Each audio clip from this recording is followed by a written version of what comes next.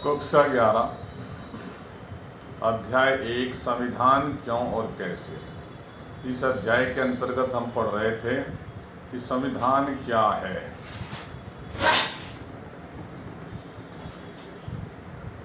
आज हम इसका विस्तृत रूप से वर्णन करेंगे। संविधान का क्या अर्थ है। प्रत्येक देश के शासन संचालन का मूल आधार उसका संविधान है। प्यारे बच्चों, किसी देश का शासन जिन नियमों व सिद्धांतों से चलाया जाता है उन नियमों व सिद्धांतों के समूह को संविधान कहते हैं। शासन व्यवस्था के सुचारू संचालन के लिए संविधान का निर्माण किया जाता है। संक्षेप में कहा जा सकता है, शॉर्ट रूप में अगर आप संविधान की परिभाषा देखें तो संविधान कुछ ऐसे बुनियादी सिद्धांतों का समूह है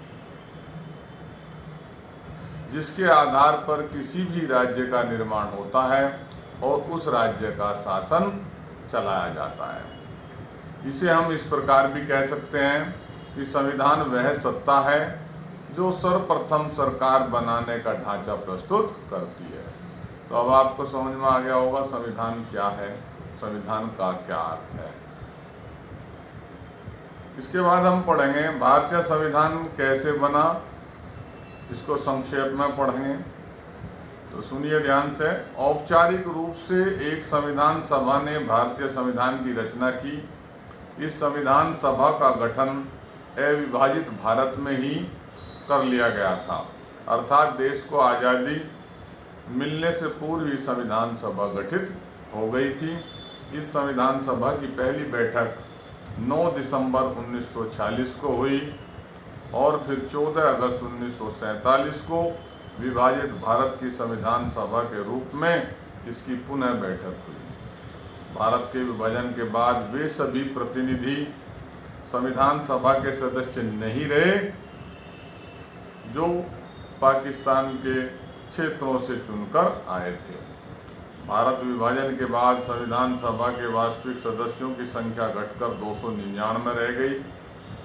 26 नवंबर 1949 को संविधान सभा की आयोजित बैठक में कुल 284 सदस्य उपस्थित थे। इन 284 सदस्यों ने ही अंतिम रूप से पारित संविधान प्रारूप पर अपने हस्ताक्षर किए और इस प्रकार 26 नवंबर 1949 को संविधान पूर्ण रूप से बनकर तैयार हुआ और हमारे संविधान को बनने में 2 वर्ष 11 माह 18 दिन का समय लगा।